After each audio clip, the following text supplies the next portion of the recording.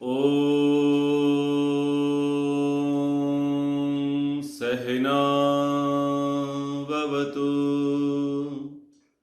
सहनौ भुनक्तु सह वीर्यं करवावहै तेजस्विनावधीतमस्तु मा विद्विषावहै। ॐ शान्तिः शान्तिः शान्तिः। विशुद्ध मनुस्मृति प्रथम अध्याय पृष्ठ संख्या 12 श्लोक संख्या 7। जगत उत्पत्ति का प्रसंग हमारा चल रहा है। उद्ववर्हा आत्मनस्यैव मनः सदसदात्मकं मनश्चापि अहंकारम अभिमन्तारम ईश्वरम महान्तम एव च आत्मानं सर्वाणि त्रिगुणानि च विषयाणां गृहीतॄणि सनः पंचेन्द्रियाणि च। तो क्रमशः ये 7वां और 8वां श्लोक हमने पढ़ा। च और फिर उस परमात्मा ने आत्मनः एव स्वाश्रय स्थित प्रकृति से। अब यहां जो आत्मा शब्द आया है, आत्मा शब्द पर लोगों को भ्रांति रहती है और जो नवीन वेदांती हैं, अन्य पौराणिक लोग हैं, वह ऐसा मान लेते हैं कि ईश्वर ने अपनी ही आत्मा से अन्य आत्माओं को प्रकट किया और संसार को प्रकट किया, ऐसा वो अर्थ मान लेते हैं। जबकि ऐसा अर्थ आत्मा शब्द से लेना उचित नहीं है। ठीक है, क्योंकि आत्मा का जो मतलब है वो मूल अर्थ के लिए आता है। जैसे यहां अनुशीलन में भी बताया गया कि यह आत्मा नामक प्रकृति सत्वरज तम युक्त है और इसका प्रथम विकार महान है।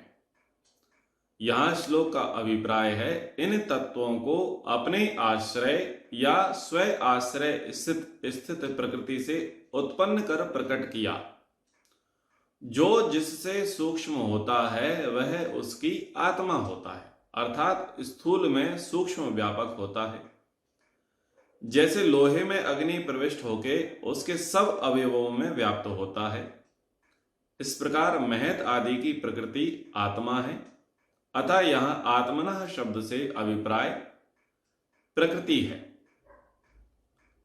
यानी आत्मा का अर्थ है यहां पर मूल, कि इसकी आत्मा कौन है, यानी इसका कारण कौन है। तो यहां पर जो फिर उस परमात्मा ने आत्मनः एव, ये जो शब्द आया, तो यहां आत्मनः एव का अर्थ है स्व आश्रय स्थित प्रकृति है। यानी आत्मा से ये संसार नहीं बना, यानी परमात्मा से ये जीवात्माएं, ये प्रकृति नहीं बनी है। तो यहां आत्मा शब्द जो है उसके मूल अर्थ के लिए है कि इसकी आत्मा, यानी इसका कारण कौन है। ये जो संसार दिखाई दे रहा है, ये जो जगत दिखाई दे रहा है, इसका कारण कौन है। स्वाश्रय स्थित प्रकृति से, जो ईश्वर के आश्रय में स्थित थी, कौन, प्रकृति। उस प्रकृति से क्या बना, मन बना। कैसा है, जो प्रलय में कारण रूप में विद्यमान रहे। यानी ये जो बात कही गई वो महत के लिए कही गई, महतत्व के लिए, बुद्धि के लिए, मन के लिए कही गई, कि वो वहां तो जो है विद्यमान रहे और कार्य रूप में हो जावे तब अविद्यमान रहे। ऐसे महत नामक तत्व को, और मनसा अपि महतत्व से अभिमंतारम, मैं हूं, ऐसे अभिमान करने वाले ईश्वरम सामर्थ्यशाली अहंकारम, अहंकार नामक तत्व को क्या किया, उत्पन्न किया। तो ये 2-3 शब्द और समझ ले। यहां मन शब्द आया है, महतत्व शब्द आया है, ईश्वर शब्द आया है, अभिमान, अहंकार, ये शब्द आए हैं। तो प्रकृति से जो पहला विकारी अंश उत्पन्न हुआ वो था मन। कौन सा मन? संकल्प विकल्प करने वाला मन नहीं। मन यहां पर महतत्व को कहा गया है। ठीक है, मन कहना, बुद्धि कहना, महतत्व कहना, ये तीनों शब्द जो हैं वो पर्यायवाची हैं। मन शब्द से अभिप्राय महत नामक आद्य कार्य तत्व है। मन इंद्रियों का प्रथम कार्य हो नहीं सकता, इंद्रिय से पृथक कार्य नहीं हो सकता। सांख्य दर्शन में कहा महत आख्यम आद्यम कार्यम तन्मनः, अर्थात प्रकृति का जो सर्वप्रथम कार्य है उसे महत कहते हैं और उसे मन भी कहा जाता है। इस प्रकार इन दोनों शब्दों का प्रयोग पर्याय के रूप में हुआ है। तो मन पहले उत्पन्न नहीं हुआ है। जिस मन को हम संकल्प विकल्प वाला मानते हैं वो मन तो अहंकार से उत्पन्न है, पर यहां जो मन शब्द आया है वो पर्यायवाची है महतत्व के लिए, जिसको बुद्धि भी कहते हैं। तो सबसे पहले ये महतत्व है, बुद्धि है, मन है, ये तत्व उत्पन्न हुआ विकारी। सृष्टि का प्रथम विकार ये हुआ, और इस विकार के पश्चात जो दूसरा विकार हुआ वो था अहंकार। और अहंकार का क्या काम है? मैं हूं की अनुभूति कराने वाला, अभिमान कराने वाला, ये बड़ा महत्वपूर्ण तत्व है। और कैसा है? ये ईश्वर है। ईश्वर यानी सामर्थ्यशाली। ईश्वर शब्द का अर्थ क्या है? सामर्थ्यशाली। कोई सामर्थ्यशाली होगा वही तो कहेगा भाई मैं कर रहा हूं, और जिसमें सामर्थ्य नहीं होगा वो क्या बोलेगा? मैं नहीं कर रहा। करने वाला कोई और है। ठीक है ना? सामर्थ्य अर्थ उसी के लिए आएगा ना जो करने में समर्थ होगा। अब सांख्य दर्शन में सूत्र आता है अहंकारः कर्ता न पुरुष। बोले कर्ता कौन है? बोले अहंकार है। तो जिसमें सामर्थ्य होगा वही करेगा, जो असमर्थ होगा वो नहीं करेगा।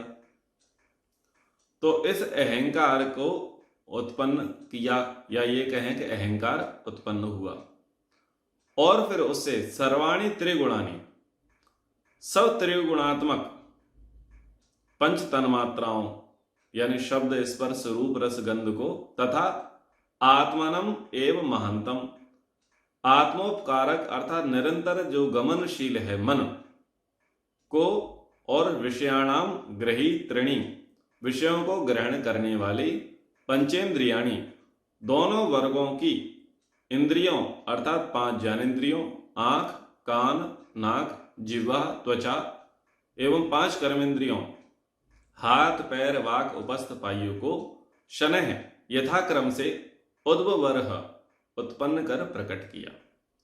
तो ये यहां पर उत्पत्ति क्रम दिखाया सत्वरजतम से, कि जो समान अवस्था है, जैसे सांख्य शास्त्र में कहा सत्वरजस तमसाम साम्यावस्था प्रकृति। तो सर्वप्रथम क्या था? प्रकृति थी।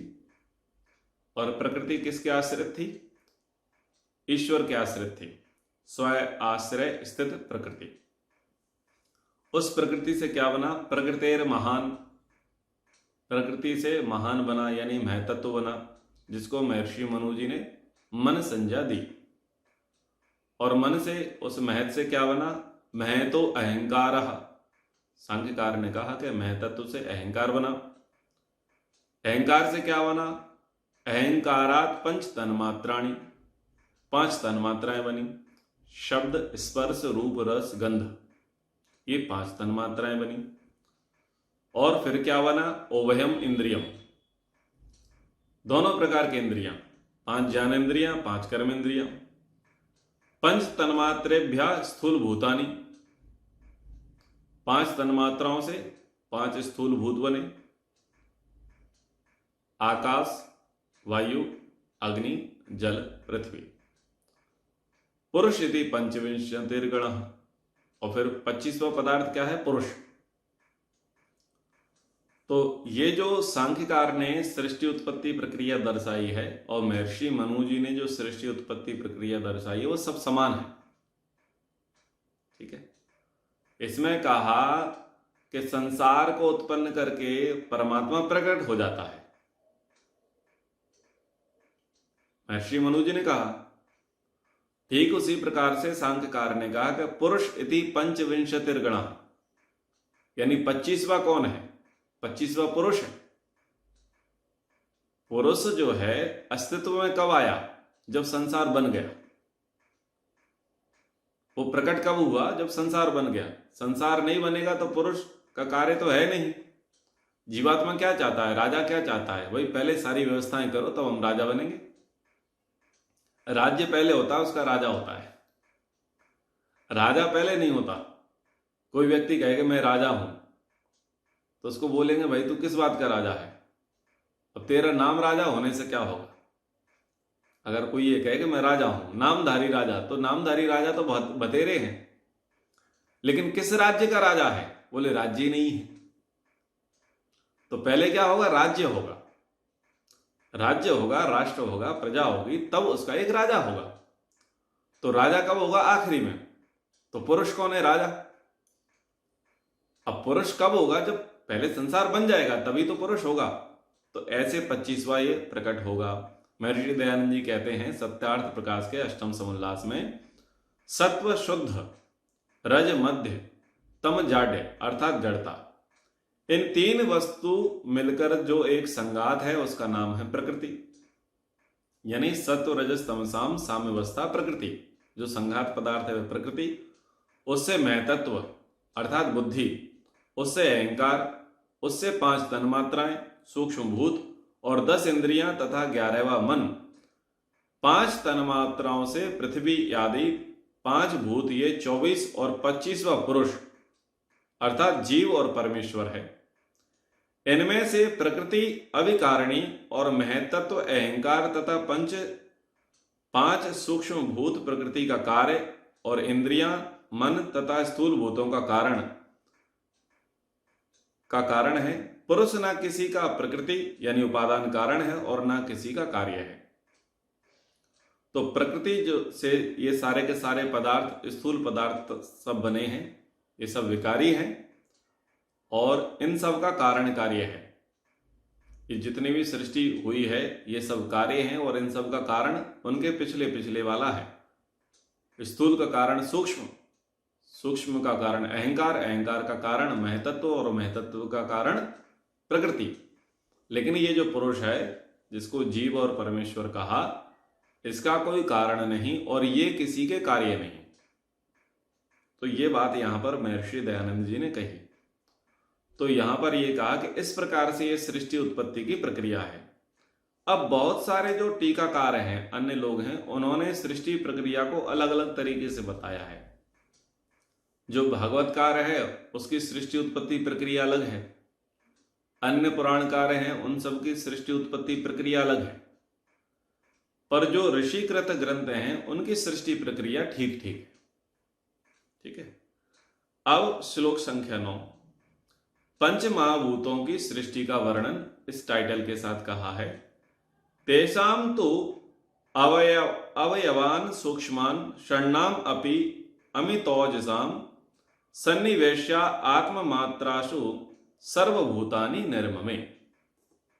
तेषां तु यानी जो ऊपर कहे थे, वो जो तत्व वर्णन अभी के सूत्रों में, श्लोकों में कह दिए गए हैं, उनसे कह रहे हैं अमित औजसाम अत्यधिक शक्ति वाले, षण्णाम अपि छहों तत्वों के, सूक्ष्मान अवयवान सूक्ष्म अवयवों यानी शब्द स्पर्श रूप रस और गंध, ये 5 तन्मात्राएं तथा छठे अहंकार के सूक्ष्म अवयवों को आत्ममात्रासु उनके सूक्ष्मभूत तत्वों के विकारी अंशों अर्थात कारणों से मिलाकर सर्वभूतानि सब 5 सूक्ष्म भूतों यानी आकाश, वायु, अग्नि, जल और पृथ्वी की निर्ममी सृष्टि की। तो यहां पर सूक्ष्म भूत से स्थूल भूत की उत्पत्ति कही और छठा जो पदार्थ कहा वो आकाश कहा, यानी 6 से 5 की उत्पत्ति बताई। 6 से 5 की उत्पत्ति कभी नहीं होगी, 6 से 6 की उत्पत्ति होगी, 5 से 5 की उत्पत्ति होगी, लेकिन यहां छठा पदार्थ क्या कहा? आकाश कहा। तो इसका जो अनुशीलन यहां पर दिया है कि जो जिससे सूक्ष्म होता है वह उससे उत्पन्न स्थूल की आत्मा होता है। यानी जो सूक्ष्म भूत हैं, यानी जो तन्मात्रा हैं, इन तन्मात्राओं की आत्मा कौन है? अहंकार है, वो उनकी आत्मा है। तन्मात्राओं का कारण अहंकार है, ये बात कही है। तो जो जिससे सूक्ष्म होता है वह उससे उत्पन्न स्थूल की आत्मा होता है। अहंकार से 5 तन्मात्राओं की उत्पत्ति हुई, अतः अहंकार 5 तन्मात्राओं का आत्मा कहलाएगा। इस प्रकार पंचभूतों की रचना की प्रक्रिया का क्रम यह बना। पंच तन्मात्राओं के आत्मरूप तत्व अहंकार के विकारी अंश और आकाश के सूक्ष्म अवयवों यानी शब्द तन्मात्राओं के मिलने से आकाश नामक सूक्ष्म महाभूत की रचना हुई। वायु के आत्मभूत तत्व आकाश के विकारी अंश तथा वायु के सूक्ष्म अवयवों स्पर्श तन्मात्राओं के मिलने से वायु नामक महाभूत की रचना हुई।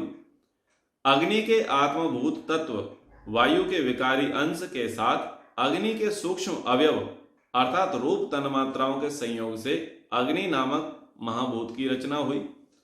जल के आत्मभूत तत्व अग्नि के विकारी अंश के साथ जल के सूक्ष्म अवयव अर्थात रस तन्मात्रा के संयोग से जल नामक महाभूत बना।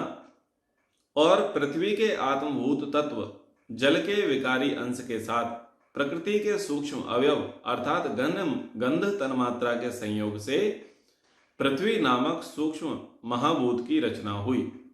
तो ये इस प्रकार से प्रसंग बताया कि अहंकार के सहयोग के बिना कार्य नहीं चलेगा।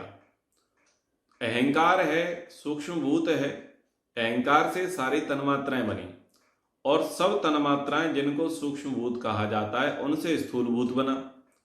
तो जो जो स्थूल भूत बनेगा उसमें सूक्ष्म भूत का सहयोग रहेगा, सूक्ष्म भूत उसका कारण रहेगा और अहंकार का उसमें सहयोग होगा। आत्मा उसका जो माना जाएगा वो अहंकार माना जाएगा। तो इस प्रकार से यहां पर इन्होंने कहा है। जब आप इसे पढ़ेंगे तो और आपको क्लियर हो जाएगा समझने में।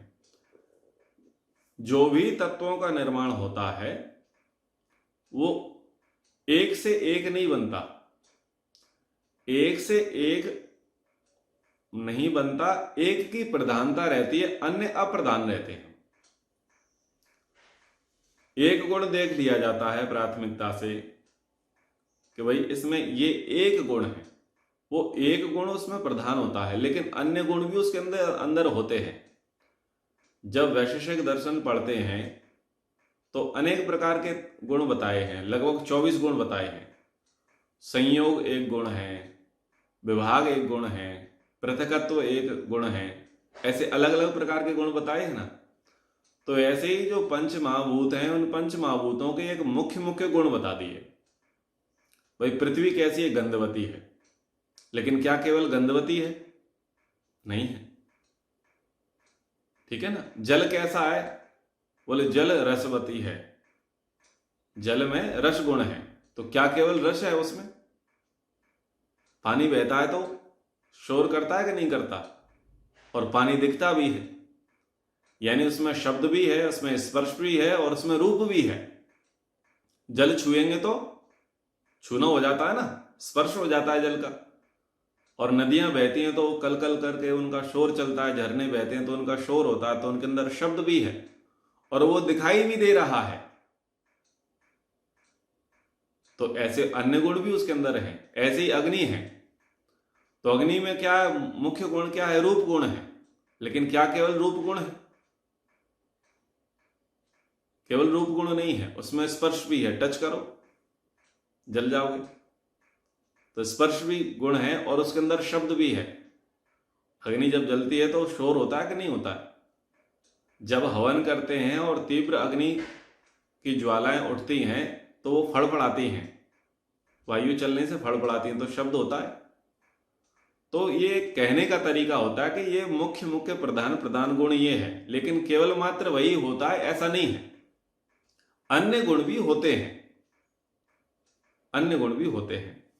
अब यहां पर जो सृष्टि उत्पत्ति प्रक्रिया है उसमें यहां पर भाष्यकार ने महर्षि दयानंद जी के कुछ भाव यहां पर प्रकट किए हैं। तो भाव प्रकट करने का कारण क्या है? अग्नि पुराण में संसार की उत्पत्ति अग्नि से दिखाई है, लिंग पुराण में संसार की उत्पत्ति लिंग से दिखाई है, विष्णु पुराण में संसार की उत्पत्ति विष्णु के नाभि से कमल निकला, कमल से ब्रह्मा जी हुए, फिर ऐसे ऐसे उत्पत्ति बताई है। सब पुराणों में अलग अलग प्रकार की उत्पत्ति बताई है। कहीं पर जल से उत्पत्ति है, कहीं पर अग्नि से उत्पत्ति है, कहीं से कहीं की उत्पत्ति है, अलग अलग प्रकार की उत्पत्ति बताई है। तो वो जो पौराणिक व्यक्ति है उसने स्वामी दयानंद जी से प्रश्न किया, ठीक है ना। हालांकि पूर्व पक्षी कौन बना है? स्वामी दयानंद सरस्वती। पौराणिकों का पक्ष प्रस्तुत करने के लिए पूर्व पक्षी के रूप में सत्यार्थ प्रकाश में वही बने हैं। और उन्होंने क्या प्रश्न किया कि सृष्टि उत्पत्ति विषय में शास्त्रों में अविरोध है या विरोध? ये प्रसंग की जिज्ञासा आई है। भूमिका आप समझ गए ना, क्योंकि स्वामी दयानंद जी बहुत सारे शास्त्रों को पढ़ चुके थे, बहुत सारे पौराणिक ग्रंथों को पढ़ चुके थे। तो वहां पर जैसे मैंने कहा कि अग्नि पुराण में अलग प्रकार से उत्पत्ति बताई, लिंग पुराण में, वायु पुराण में, विष्णु पुराण में, अलग अलग पुराणों में अलग अलग प्रकार से उत्पत्ति बताई। देवी भागवत में अलग है और भागवत पुराण में अलग है, सब में अलग अलग उत्पत्ति बताई है। तो यहीं पर पूर्व पक्षी बनकर के स्वामी जी पूछते हैं कि सृष्टि उत्पत्ति विषय में शास्त्रों में विरोध है या अवरोध? तो प्रश्न है, सृष्टि विषय में वेदादि शास्त्रों का अविरोध है या विरोध? तो महर्षि दयानंद जी सिद्धांती बनकर के उत्तर देते हैं अविरोध है। तो प्रश्नकर्ता यानी पूर्व पक्षी कहता है जो अविरोध है, तो उसने कहा कि अविरोध तो है।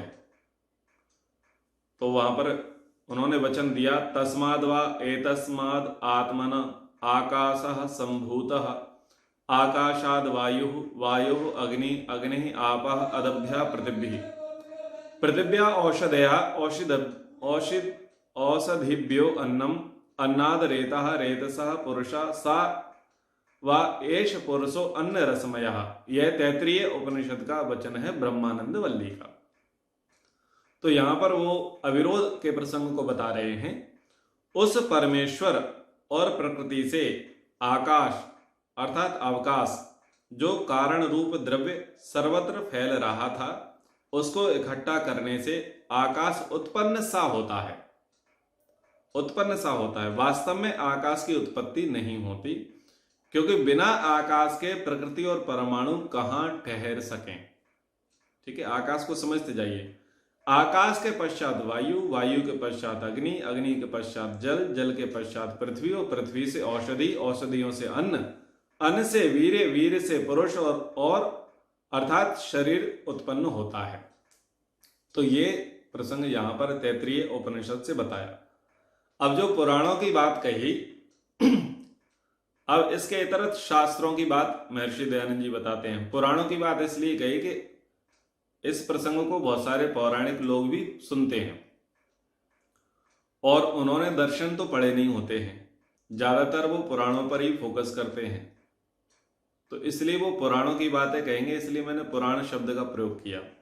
अब शास्त्रों का प्रसंग है जो महर्षि दयानंद जी ने बोला है कि यहां आकाश आदि क्रम से और छांदोग्य में अग्नि आदि, ऐत्रेय में जलादि क्रम से सृष्टि मानी है।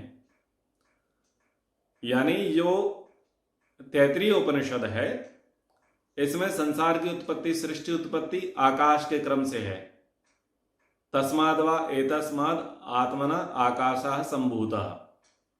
ठीक है, ऐत्रेय उपनिषद में जल आदि के क्रम से सृष्टि उत्पत्ति मानी है। वेदों में कहीं पुरुष, कहीं हिरण्यगर्भ आदि से मानी है।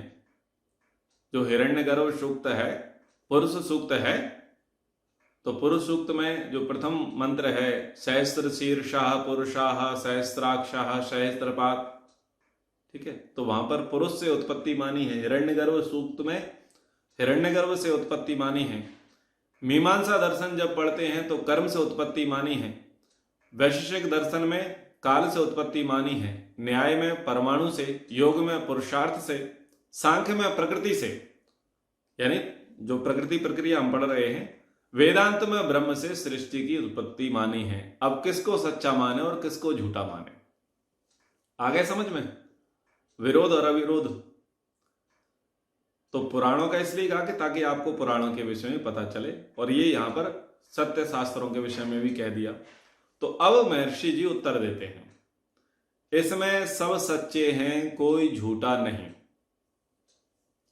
झूठा वह है जो विपरीत समझता है, क्योंकि परमेश्वर निमित्त और प्रकृति जगत का उपादान कारण है। जब महाप्रलय होता है उसके पश्चात आकाश आदि क्रम से, और जब आकाश वायु का प्रलय नहीं होता तब अग्नि आदि के क्रम से, और जब विद्युत अग्नि का भी प्रलय नाश नहीं होता तब जलादि क्रम से सृष्टि होती है। अर्थात जिस जिस प्रलय में जहां जहां तक प्रलय होता है वहां वहां से सृष्टि की उत्पत्ति होती है। पुरुष और हिरण्यगर्भ आदि सब नाम परमेश्वर के हैं, यानी सब जगह जो उत्पत्ति कराने वाला होगा, संसार का निर्माता होगा, वो ईश्वर होगा।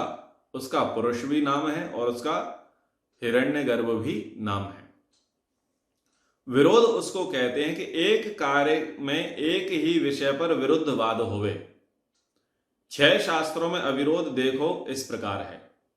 मीमांसा में ऐसा कोई भी कार्य जगत में नहीं होता जिसके बनाने में कर्म चेष्टा ना की जाए। मीमांसा दर्शन में क्या कहा कि कर्म से उत्पत्ति होती है, तो मीमांसा दर्शन ये कह रहा है कि बिना कर्म चेष्टा के कुछ होगा नहीं। तो कर्म चेष्टा करने वाला कौन? ईश्वर, ठीक है ना। वैशेषिक दर्शन में क्या कहा कि समय लगे बिना बने ही नहीं। वैशेषिक दर्शन में कहा कि काल से उत्पत्ति होगी। तो काल से उत्पत्ति होगी का अर्थ क्या है कि समय तो लगेगा ना, चाहे कैसे ही बना लो। तुम अग्नि से उत्पत्ति कर लो, जल से उत्पत्ति कर लो, वायु से उत्पत्ति कर लो, आकाश से उत्पत्ति कर लो, पुरुष से उत्पत्ति कर लो, कहीं से भी उत्पत्ति कर लो, टाइम तो लगेगा ना।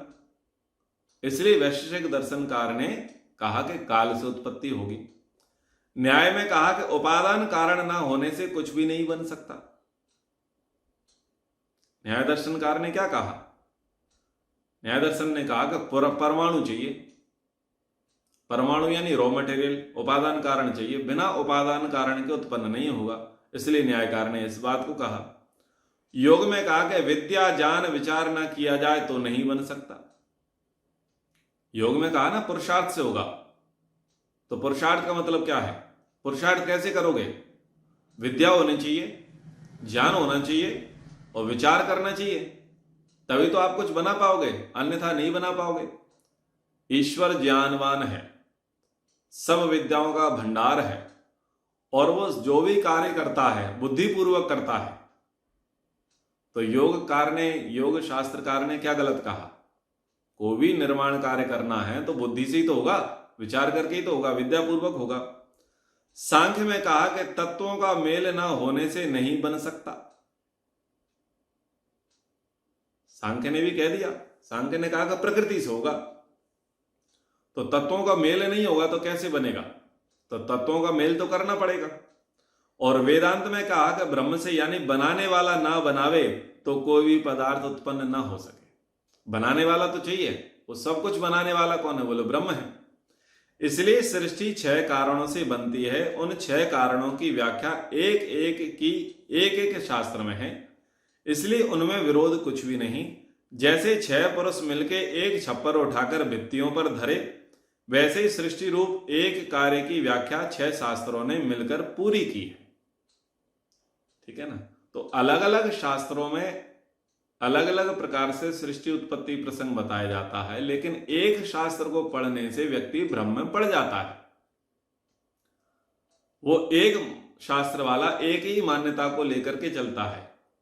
यदि सब मान्यताओं को आपको ठीक ठीक समझना है तो तत्त संबंधी सब मान्यताओं को पढ़ना पड़ेगा, सब प्रसंगों को पढ़ना पड़ेगा। तो जो बुद्धि में विरोध दिखाई दे रहा है वो विरोध अविरोध में बदल जाएगा। ठीक है। अब यहां पर जो सत्यार्थ प्रकाश में महर्षि दयानंद जी ने जो कहा कि जब महाप्रलय होगा तब क्या होगा, आकाश आदि क्रम से उत्पत्ति होगी, और जब एक एक तत्व की, वहां पर उन्होंने कहा कि अगर मान लीजिए कि अग्नि आदि तक प्रलय हो जाएगा तो अग्नि से शुरू होगा, जल तक प्रलय हो जाएगा तो जल से शुरू होगा, वायु से प्रलय हो जाएगा तो वायु से शुरू होगा, यानी इसको हम बोलते हैं खंड प्रलय। तो ये खंड प्रलय जो है अभी तक किसी को समझ में नहीं आया, ठीक है। तो इस प्रसंग को हम अभी छोड़ देते हैं। अब श्लोक संख्या 10। तो ये समझ में आ गया ना पंच महाभूतों की उत्पत्ति क्रम, और ये महर्षि दयानंद जी का प्रसंग भी समझने योग्य है। श्लोक संख्या 10, सूक्ष्म शरीर से आत्मा का संयोग, ये प्रसंग है। तदा विशंति भूतानि महांति सह कर्म भी मनश्चा अवयवै सूक्ष्मे सर्वभूतकृत अव्ययम्। तदा तब जगत के स्थूल महाभूत आदि तत्वों की सृष्टि होने पर सह कर्म भी अपने अपने कर्मों के साथ महांति भूतानि शक्तिशाली सभी सूक्ष्म महाभूत चा और सूक्ष्म ही अवयवी मनः समस्त सूक्ष्म अवयवों अर्थात इंद्रिय आदि के साथ मन सर्वभूतकृत अव्ययम सब भौतिक प्राणी शरीरों को जन्म जीवन रूप देने वाले अविनाशी आत्मा को, क्योंकि आत्मा के संयोग से ही समस्त शरीरों में जीवन आता है और उसके वियोग से समाप्त हो जाता है, तो कहा कि आविशंति आवेशित करते हैं, इस प्रकार सूक्ष्म शरीर की रचना होती है। तो ये जो था ना प्रकट होना, आत्मा बनना या परमात्मा का आना, वो कब होगा, जब सृष्टि उत्पत्ति पूर्ण हो जाएगी। और सृष्टि उत्पत्ति में 4 चांद कब लगेंगे, जब पुरुष होगा। प्रकृति जो है, प्रकृति पूर्णता को कब प्राप्त करेगी, जब पुरुष होगा। पुरुष नहीं है तो प्रकृति का क्या करेंगे। एक भोग्य वस्तु है, अब भोग्य वस्तु में सामर्थ्य था, उसने बहुत सारे भोग्य वस्तुएं बना दी, लेकिन उसका भोक्ता ना हो तो बताओ क्या करें। आप बहुत सज धज लो, सुंदर आभूषण पहन लो, वस्त्र पहन लो, श्रृंगार कर लो, लेकिन कोई देखने वाला ना हो तो क्या करोगे। आप पर्याप्त भोजन बना करके रख लो और कोई खाने वाला ना हो तो क्या करोगे। आप घर बना करके रख लो और कोई रहने वाला ना हो तो क्या करोगे, बोलो। तो पूर्णता किससे आएगी, पूर्णता पुरुष से आएगी, आत्मा से आएगी। तो ये सब स्थूल भूत आदि बन गए, और उसके बाद जो है परमात्मा ने ये जीव की व्यवस्था भी कर दी। शरीर बन गए हैं तो शरीर में रहने वाला भी तो चाहिए। शरीर में रहने वाला होगा तभी तो शरीर की सार्थकता है, नहीं तो शरीर को सब आग लगा देते हैं। जब तक शरीर में रहने वाला है तब तक शरीर को पूछेंगे पूजेंगे, और जब शरीर में रहने वाला ना रहा तो शरीर को आग लगा देंगे। कोई शरीर को नहीं धरना चाहेगा। तो ये जो संसार है या जो शरीर है या जो कुछ भी योनियां हैं, इन सब की महत्ता कब है, इनकी उपयोगिता कब है, जब वो पुरुष होए, और पुरुष नहीं है तो ये सब निरर्थक हैं। इसलिए यहां पर जीवात्मा के का भी संयोग यहां पर ईश्वर ने ही किया है। तो वो जीवात्माओं की कैसी सृष्टियां होती हैं उनको आगे बताए जाएंगे। अंडज, उद्भिज, स्वेदज, जरायुज जो प्रकृति है उसे वहां पर बताया जाएगा। ठीक है, तो अब समय पर्याप्त हो गया है, फिर इसको आगे और पढ़ेंगे। जगत उत्पत्ति प्रसंग है, इसमें और भी बातें बताई जाएंगी। सूक्ष्म भूत और स्थूल भूतों का प्रसंग बताया जाएगा, और सभी के नामकरण। संसार तो उत्पन्न हो गया, लेकिन किसका क्या नाम होगा ये कौन निर्धारित करेगा, तो बनाने वाले ही निर्धारित करेगा, परमात्मा। तो कैसे सब पदार्थों के नाम पड़े, नामकरण हुए, वो भी प्रसंग हम अगली कक्षा में समझेंगे। समय के अनुसार कक्षा को यहाँ पर विराम करते हैं। ओ